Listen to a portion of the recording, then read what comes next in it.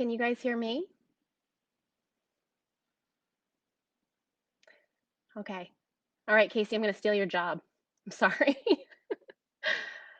um, so welcome everyone. Normally I have a lovely introduction by the wonderful Casey Craig, but I'm gonna take over for now. Unfortunately, she's having a little bit of technical difficulties. So I'll just introduce myself. I'm Hilary Savoie. I'm the founder and director of the Cute Syndrome Foundation. And we are here today for the fourth session of our 5-part series on clinical trial readiness. This series is meant to provide insight into the drug development process and the role that communities like ours can and should play in that process. Our hope is to really inspire the families in our community to feel empowered, to ask questions and make informed decisions as they're engaged in all kinds of activities around research and development for potential future therapies. Part of feeling empowered in this space is, I think, kind of knowing what to expect, which is, I think, as we all know, sometimes what we have to expect is a setback. So today we're going to dig into the idea of setbacks and failures in drug development, what those can look like, and how we can respond to them. I've been really super excited about this topic for some time because I think setbacks are one of the things that in the drug development process aren't really openly talked about all that much. And yet they can really give families so much insight into why the process looks the way that it does. And I think it's really important for patients and caregivers to understand that the drug development process doesn't just move in a straight line. Potential therapies and clinical trials are not developed quickly or without hiccups. I always tell our pharma partners that while they might be hesitant to share setbacks for fear of causing concern within a community, as a community, not only can we handle talking about setbacks, but there's really no one in the world, I think, who are quite so capable of handling setbacks, knowing how to roll with them, and kind of even better, knowing how to grow from them as communities like ours. So I firmly believe that communicating openly about the potential for setbacks and setbacks as they happen in programs and explaining how the industry already adjusts for some of these setbacks and how we can help them do so even more effectively helps us not lose faith when we do hit a speed bump, because speed bumps are sometimes part of the journey. So without further ado, I'm going to introduce some of our panelists this week to help us understand how setbacks and failures come into play in the drug development process. So we are joined today by 3 more exceptional panelists. As ever, this is an opportunity for our community to engage with really many of the people who have helped teach me about drug development and clinical trials over the years. And I'm really wanting to bring them directly to each of you to share their knowledge. And today we have 3 people who have actually played a really important role in my learning about this process. So if our lovely speakers could hop onto the screen and join us.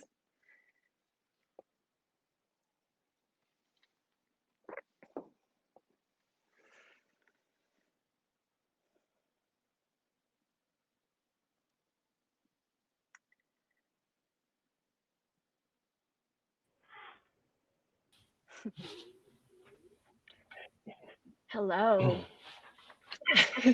Hello. All right.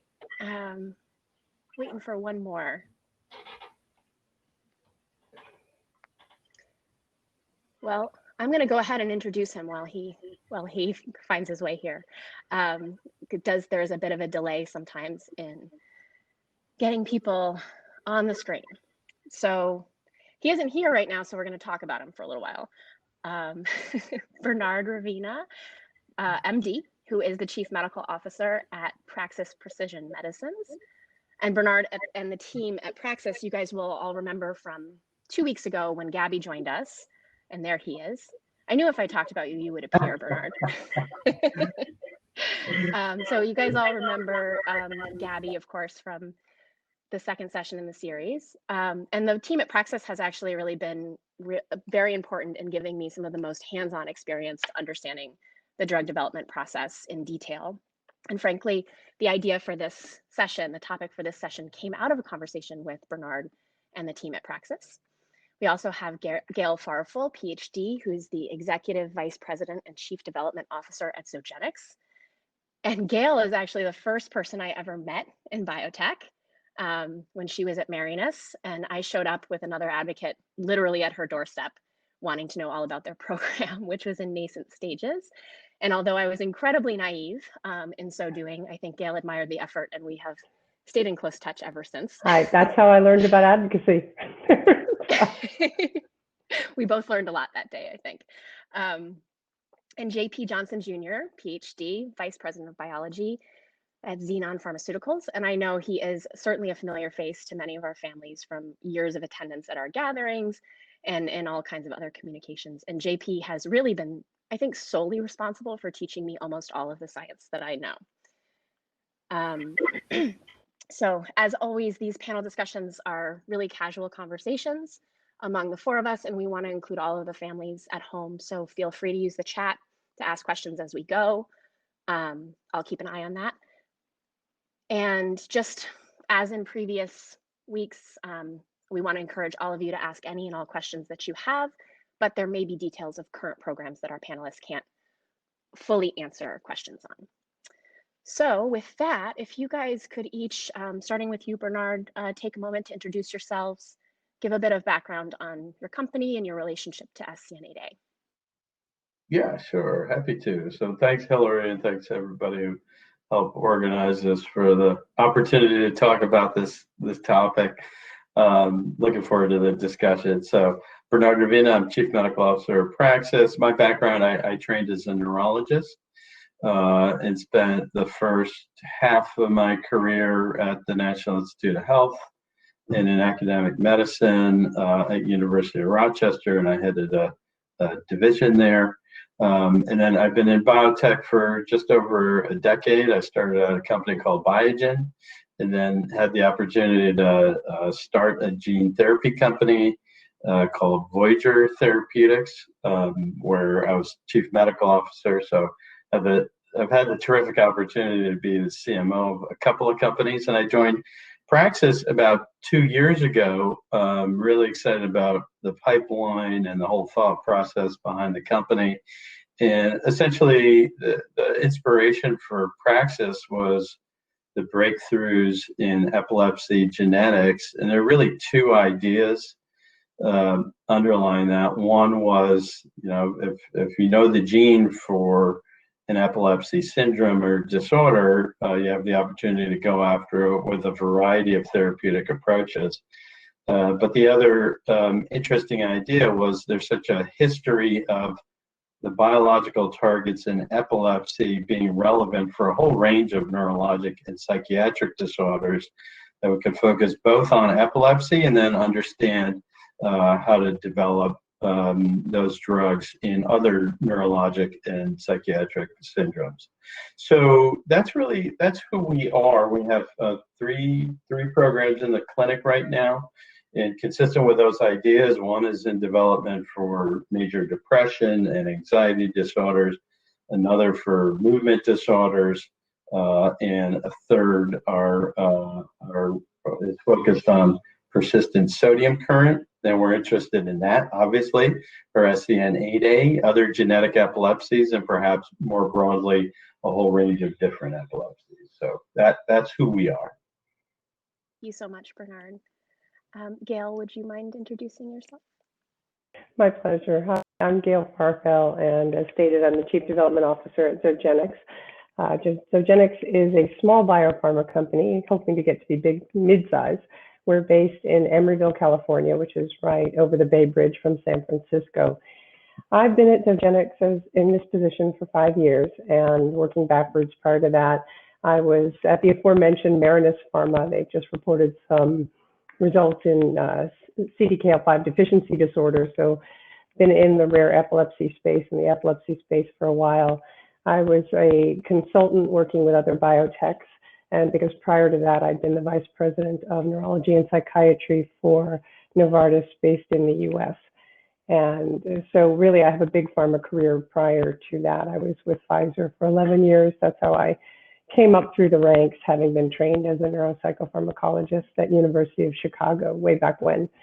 So it has been absolutely my pleasure to be on this panel today and to have grown up in this industry and been able to really help bring many treatments, many that you know, things like Zoloft and Zyrtec and Trileptal to market, or help to keep them to grow indications and keep the labeling up to date. And I'm just thrilled that Hillary asked me to come join this panel and talk to you about what happens behind the scenes in drug development and approval. Thank you so much, Gail. And JP.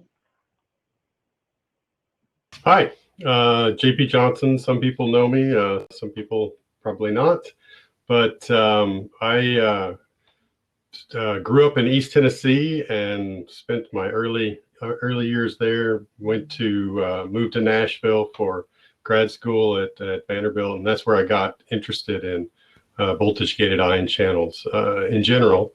And I spent my doctoral work and then my postdoctoral work in Seattle, working on ion channels, and really, but in an academic way, really looking at understanding the basic mechanisms of how those proteins work. And then I got interested in making it more applicable to the real world, and I moved to Vertex Pharmaceuticals in San Diego, and I was there for about 9 years.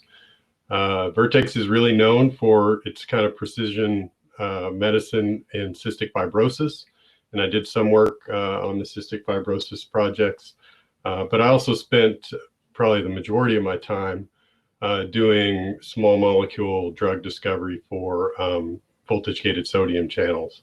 So this was from a perspective of looking at new non-opioid pain drugs, but it kind of set me up nicely to be interested in sodium channel drug discovery generally.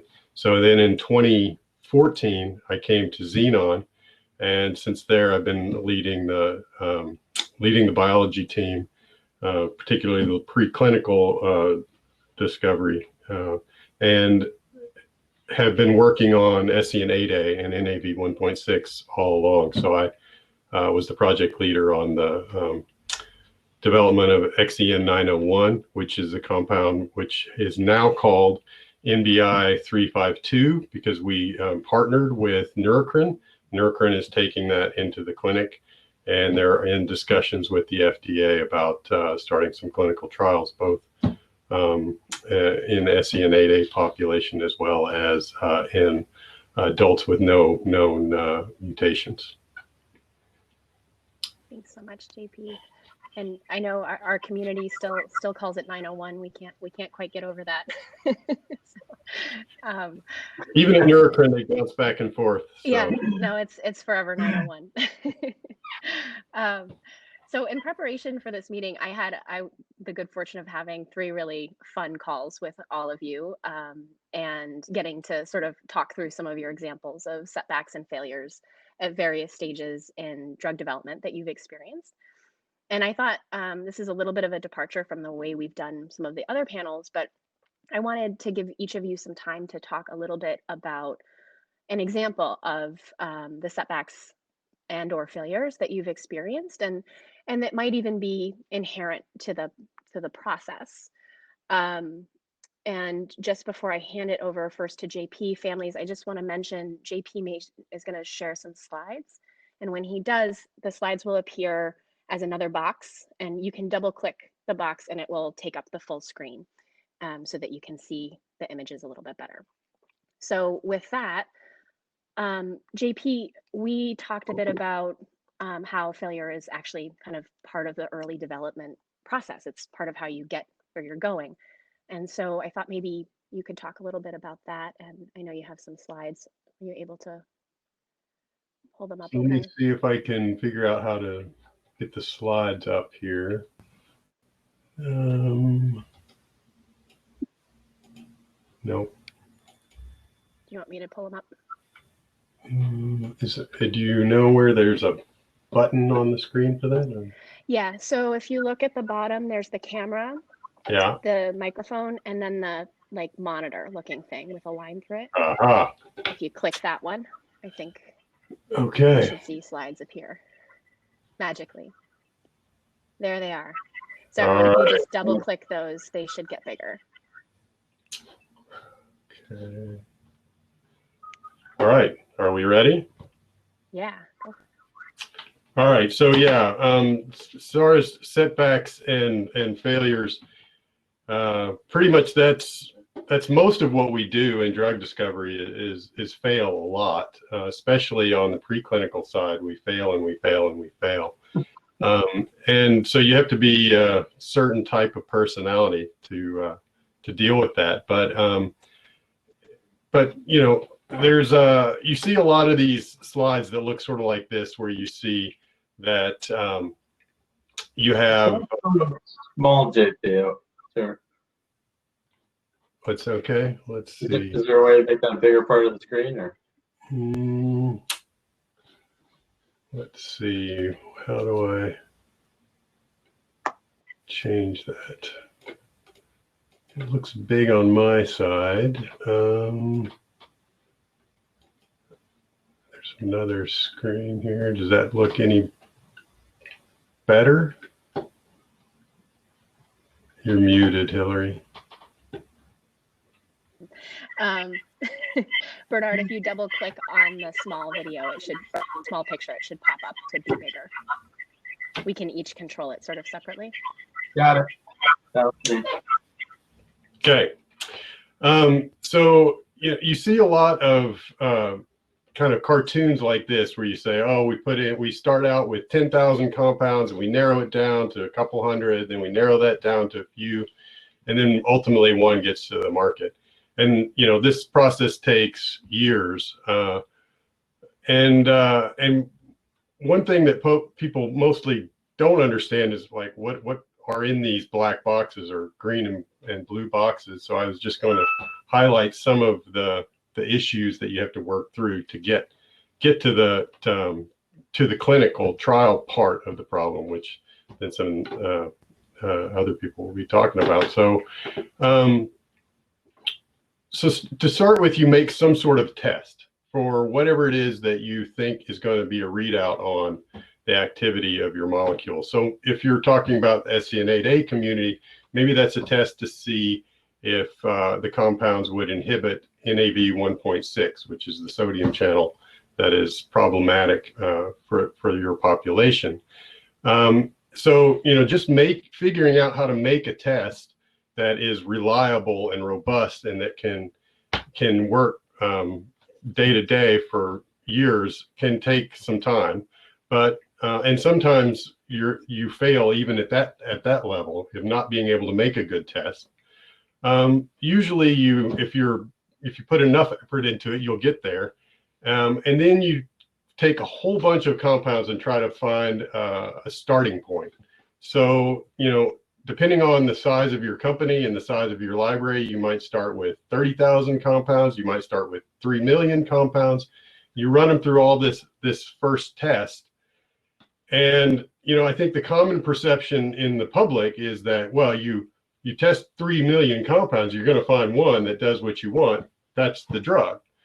But in reality, you'll end up with a small number of compounds that come out of this.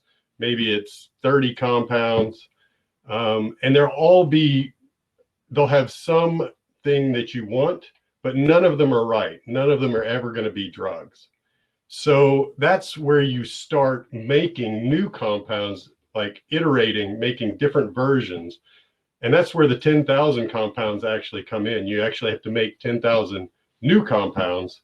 And each of those compounds is a chemist at the bench spending about a day on average to make one compound. So it's a lot of time, a lot of people get involved. And then, so what are they optimizing? in that process. So I'm going to have kind of a cliche analogy here, but it's kind of like building a house. If you have a house that doesn't have a roof or a foundation or walls or a window or doors, it's not that useful. You need all these features of the house for it to be useful. A roof by itself is not a great house. Maybe if you live in Tahiti or something, but typically you need more pieces. And so some of those pieces are captured here. And these are really just kind of like big categories. You could subdivide each of these categories into lots of different subcategories. But at each stage, you have to make some tests. So like potency and selectivity, maybe that's kind of the roof of the building. The potency means can it bind to the target? So the target meaning maybe NAV 1.6, for example. And does it take a little bit of the drug to have the activity you want, or does it take a whole lot of the drug? And what you want is a situation where it only takes a little of the drug, because that minimizes the risk of problems down the road of toxicity. And then selectivity, you want to have something that doesn't just bind to every protein in the body and start mucking up lots of other systems. You want to target it in to the system that you're trying to modulate. And, what kind of selectivity you want is a judgment call. How potent you need it to be is a judgment call. And you'll see it all the way through this. Like, we always have goals and ideas of what we want the compound to look like, but there's a whole series of things. In every case, you have to make a decision. Is this good enough or not? And there's no black and white answers in the process. So chemical properties is something that usually gets talked about early on. One of those properties is like, is it a greasy compound or is it water soluble? And that we mean that in exactly the way it sounds. Like, can you dissolve it in water like you would sugar into your coffee or tea, or not? Will it just sit in the bottom of the water and not go into solution? Or other compounds will be greasy. That means they'll dissolve in oil or fat. So if you've ever had too much hot pepper, that you drink a lot of water and not much happens. It doesn't help you to reduce that burning on your tongue. But if you have some sort of dairy, yogurt, or milk, it will dissolve the capsaicin, because capsaicin is a greasy compound.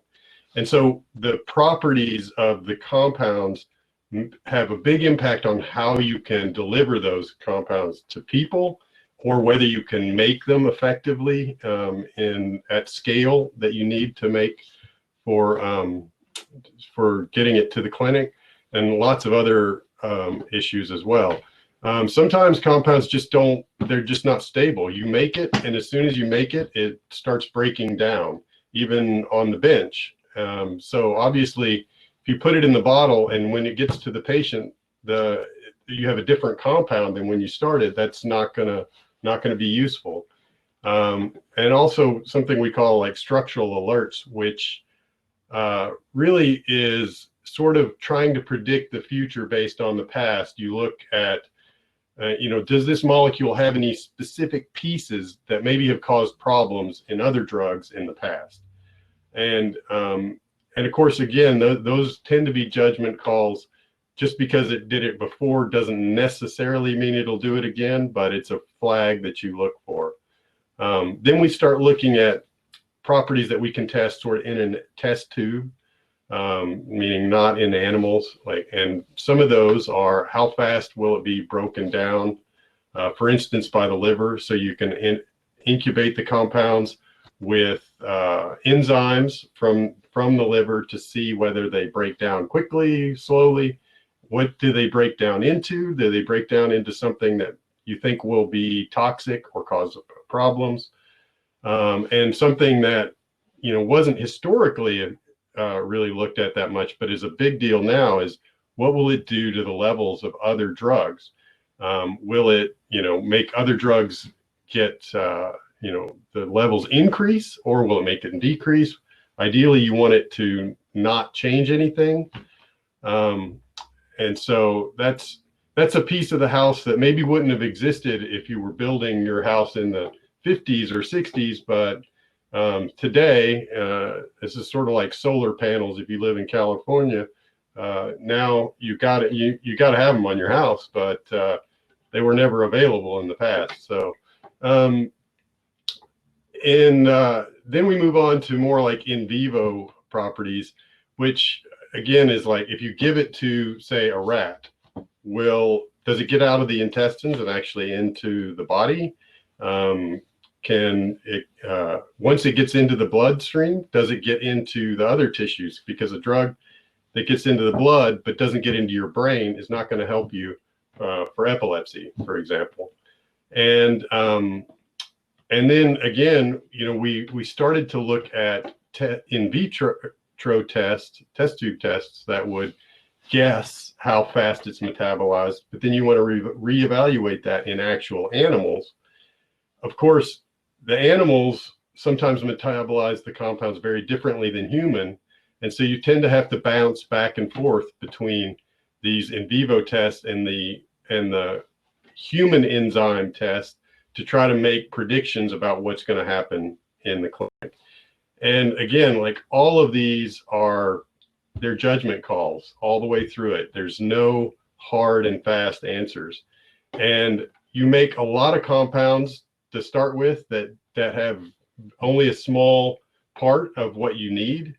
As you refine the process, your house gets to look better and better. You have more of the parts that you need. It starts to look more and more like the house you've designed.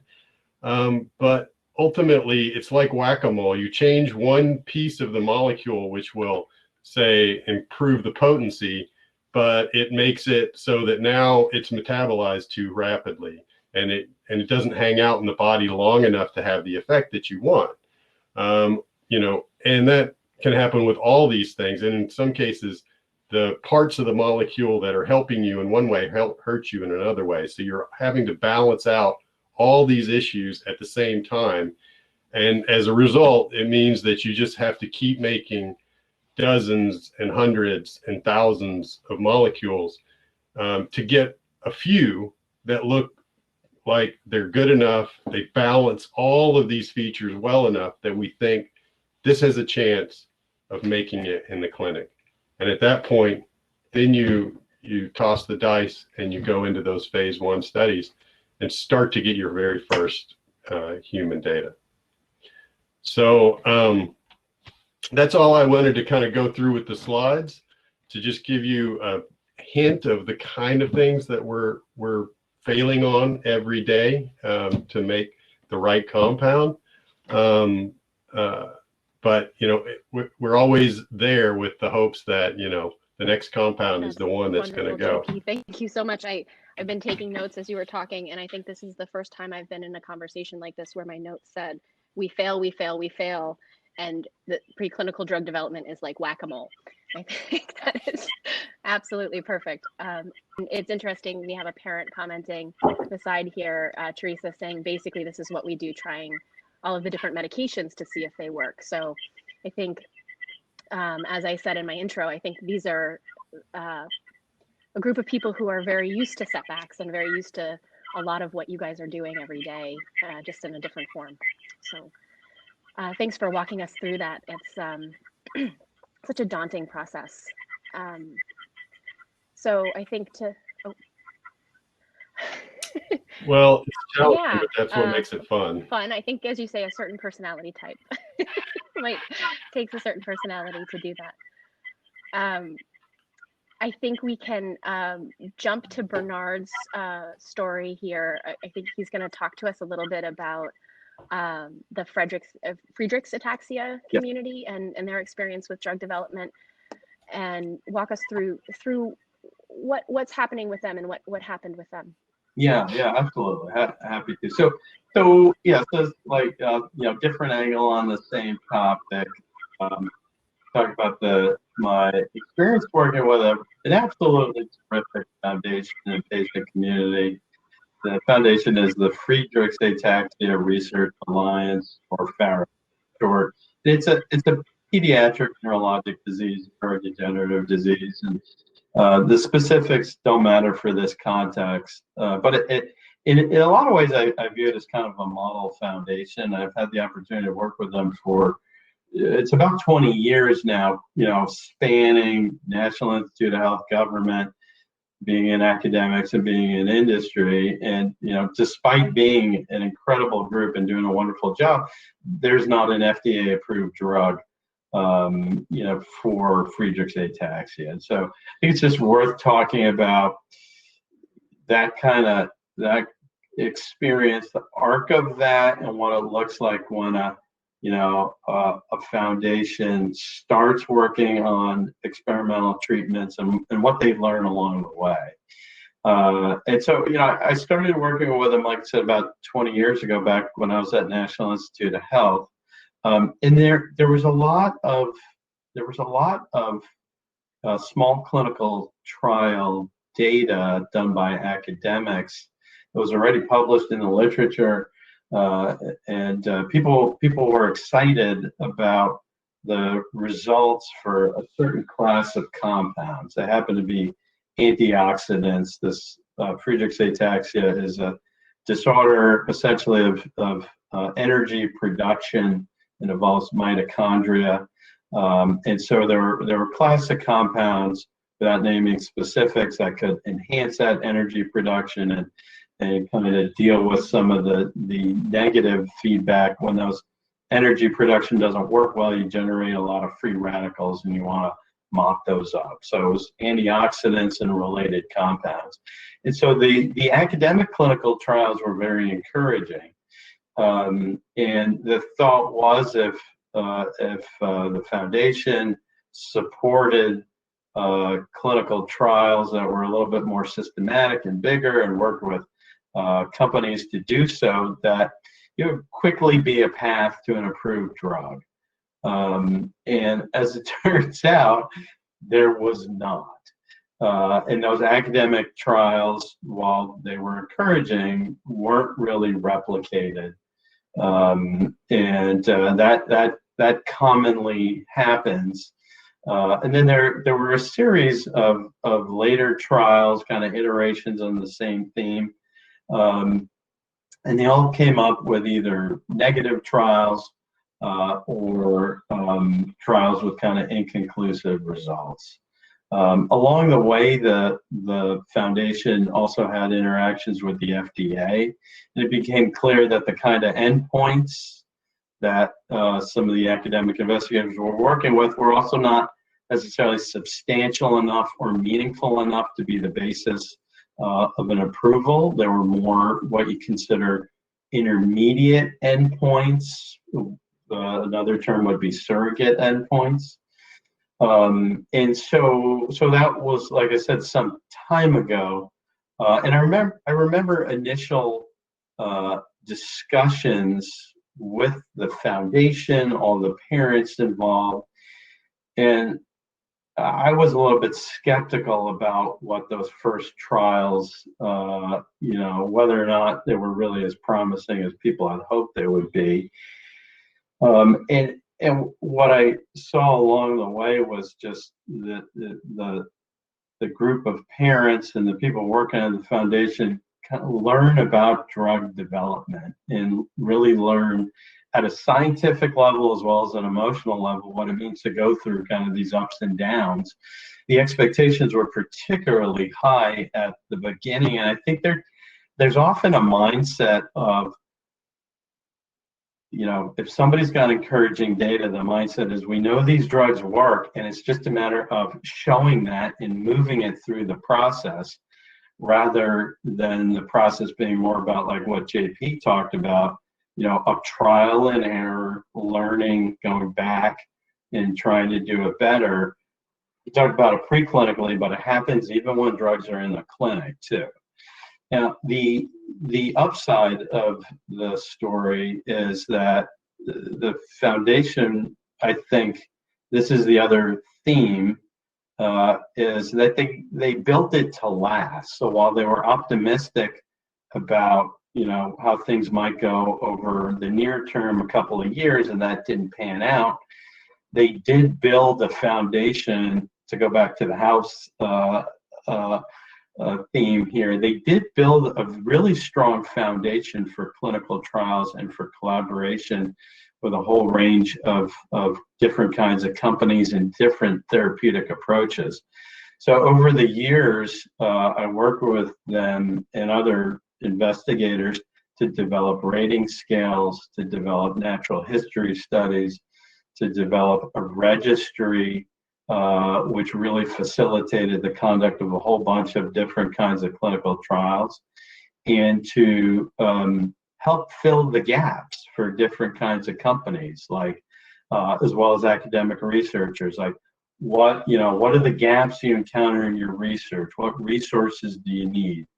Animal models, other tools, and so over that period of time, they've developed a very rich kind of toolkit database of clinical data from natural history, as well as trials and placebo arms of trials that can be used as reference for planning future studies. So now what they see, that there still is not an approved drug, but by building those tools and that foundation and the relationships, there's a tremendous pipeline of different drugs, from gene therapies to other more conventional approaches.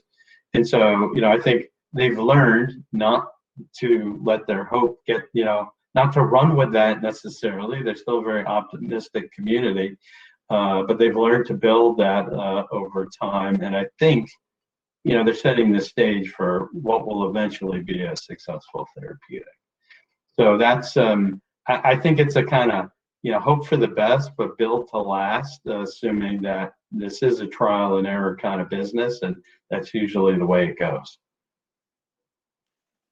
It's such a telling example, Bernard, and I think that all of the structure that you're talking about and that infrastructure is so important. And as you say, it's not part of kind of how, as caregivers and patients coming into the space, we don't necessarily realize that what all of that looks like and that we need it. And I think what's really telling to me about that story too is the lessons that have been learned over the decades, really, that you're talking about for this development. That the more we all work together, the more we all share information sooner and get involved sooner, we can move things faster. Yep. So, and that's one of the things that's so great at Praxis, is that you guys are always trying to integrate knowledge as early as possible. So, to jump over to Gail, you have an experience that you want to talk about with respect to a setback with the FDA and kind of how the community helped you respond to that. Yes, and I have to give a nod to Hillary's masterful crafting of this session, because we started with JP talking about, okay, if you can only get a molecule that works. And then we talk about Bernard, if you can only get a clinical trial that works. And now I had clinical data that was brilliant and everything else fell apart. So I'll pick up the story. And I'll also say that the people who work in companies, for the most part, are dedicated and incredibly optimistic. We get up every day thinking we're going to be able to deliver a drug for our constituents, or a treatment, or a gene therapy. And there are some really, really dedicated people. It came out during another one of my stories that, we worked straight through 2 Christmases, and people don't know that. The folks that are trying to bring treatments for your children and your loved ones are very, very dedicated as well. One of the handicaps that we have is that working in rare disease, there's not a lot of precedent for the path. And so when you pick it up at the late stage clinical work, that is the design of your studies, the endpoints, what the power calculation should be, how big should your sample size be, how variable will this be. And the more that we can get the families involved and the patients themselves telling us what symptoms you have, what you see, how severe they are, it helps us, in the absence of any data in the literature, to try to figure out how many subjects we might have to study. So my company, Zogenix, was developing fenfluramine for the treatment of seizures in Dravet syndrome. And we ran 3 clinical trials. We needed 2 for the FDA filing. And so we had those trials unveil, 1, 2, boom, boom, positive, positive. And so we had breakthrough therapy designation. We had, we're going to get priority review, which in our case, there's a lot of little niggly things in there. Sometimes priority review is actually 8 months end to end. In our case, it was 6 months end to end. And we worked with our CRO, Syneos, and we cleaned up all the data. We reported it. We put it in an NDA. We had what's called integrated summaries of efficacy and safety. There's just an enormous amount of information and data crunching that has to go in. And then QC, you can't make a mistake. So it takes several months to get this all together. We send it off to the FDA. And there is a period of time where the FDA has 75 days, 74 days, to review your application and make sure that they accept it, that all the pieces are there. And in the case of an NDA, there's like a person with a clipboard and a monocle, and they have a checklist, and they go, preclinical toxicology, check, clinical toxicology, check, PK, they check, check, check. And if you forget something, they'll give you a refusal to file, and they send it back to you and tell you to fix it. And so because we had this ultra rapid rare disease 6-month review clock, the medical reviewers and the pharmacology reviewers dove in, and we didn't anticipate this. I've never had the pleasure before of an ultra rapid review, but the questions started coming in immediately. Send us this data set, change this, answer this question, and the whole team was like, we thought we could take a week's vacation. So there we are working, and pretty soon we realized that the FDA had a question about one of our data sets. Something didn't line up. They were asking a lot of strange questions. And all of this culminated on day 74 in a refusal to file, which was horrific. It was personally embarrassing. We felt like we had let down the community. We thought we had done a good job, so we didn't know what had gone wrong. And what went wrong was this. There were 2 things. One was a problem with the data set, and one was an issue with toxicology, and I'll address them one at a time. The data set, it turned out, so FDA, after you do all of your analysis and you write your reports, you send it in, you also send a copy of your data to the FDA, and the FDA statisticians will conduct their own analyses, both to replicate your findings and to satisfy their own curiosity. And as I mentioned before, there's a lot of QC in the process, checking that everything is where it was. What we found, unfortunately, in the most public and disappointing way, was a piece of the process that didn't have QC, and a mistake was made. We had created the data sets that were used to generate the reports, and publicly what you all know as our data, if you happen to know it, were all correct. But then there's a last piece of it where you run it through a program called Pinnacle 21. FDA requires that data variables all have similar names. So if they want to pool the data across programs or across companies, they can. And Pinnacle 21 tells you if you've misnamed a variable and other little things. So we got a few Pinnacle 21 hits, everyone does, changed them. And that's when the mistake happened. Remember, we did all our QC before. There was a mistake in the data set, and what was sent into the agency was erroneous. And they couldn't figure out what we did because somebody had made a horrible mistake and the QC wasn't done correctly. Actually, 2 people made the same mistake, and the FDA reviewer couldn't make sense of it. And because we had this ultra fast review, they said, we have to stop the clock. We can't look at your whole dossier if we only have 6 months and you're going to take another 2 months to fix that data set. So they sent it back. They also had another problem that we didn't expect, and this goes back to JP's world. We believed that we had agreement that the toxicity, the preclinical toxicology of this drug was published in the literature from many years ago.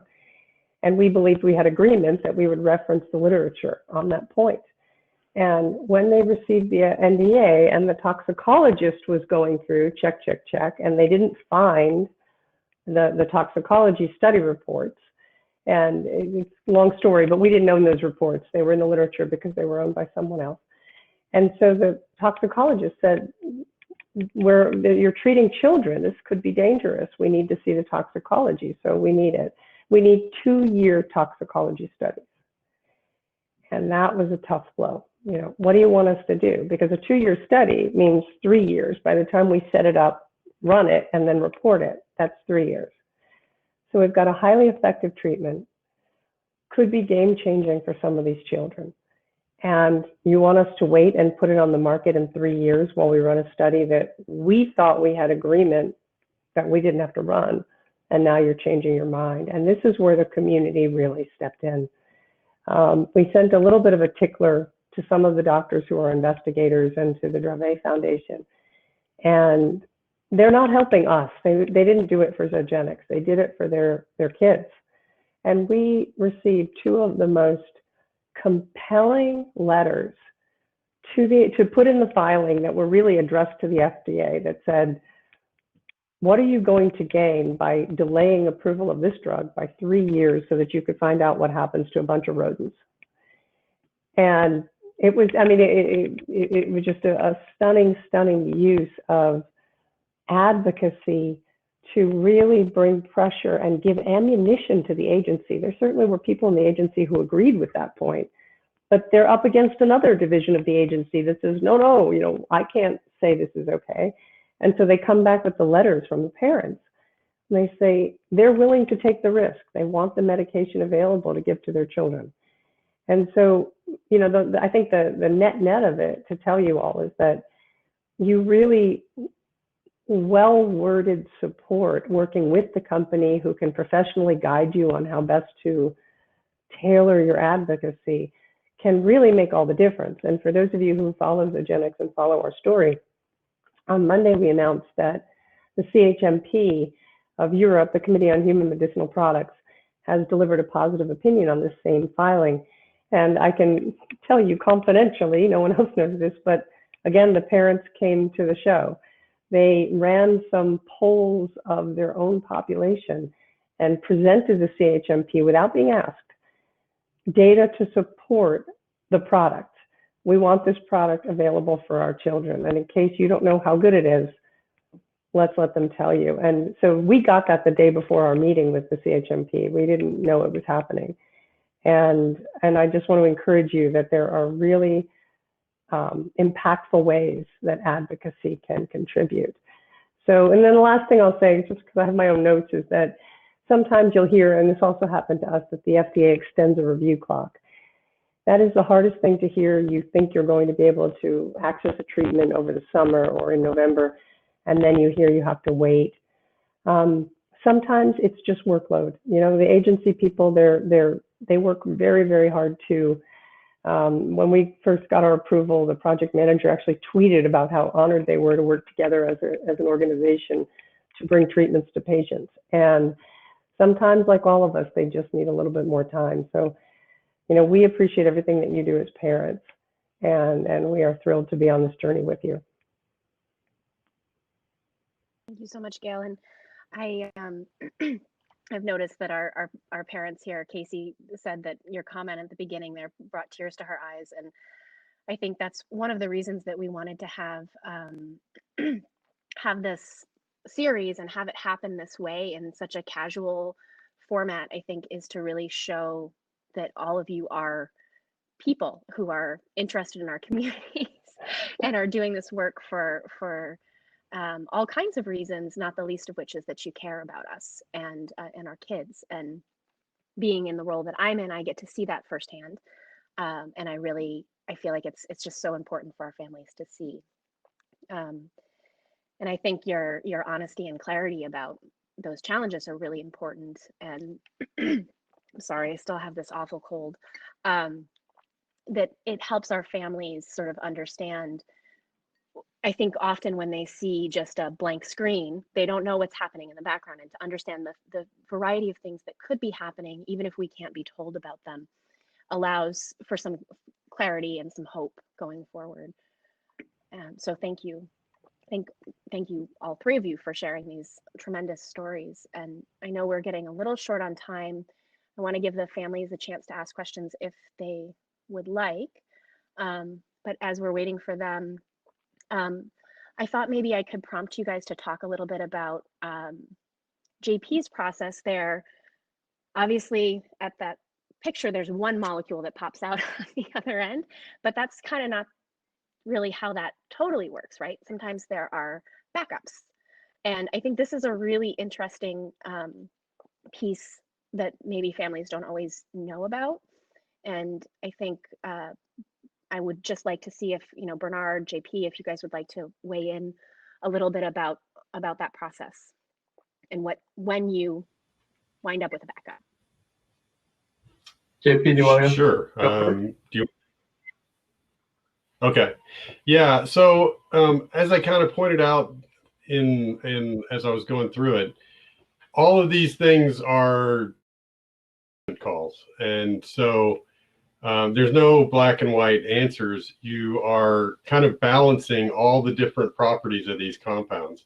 So you get to the end, and you have a handful of molecules usually, which well, this one's a little more potent. This one's a little more selective. This one's a little more stable in rodents. This one we think will be more stable in humans. But they're all unknowns. So you look at the molecule and you go, well, this might be a problem. This other compound might be better, but you don't really know, and you can't know until you really have clinical data on, and ideally you would have clinical data on all the compounds and then get to choose. But realistically, there's just not enough money and time usually to do all of those molecules in parallel. And so you take the compound that you think has the best chance and you push that one ahead and you invest more and more money in that.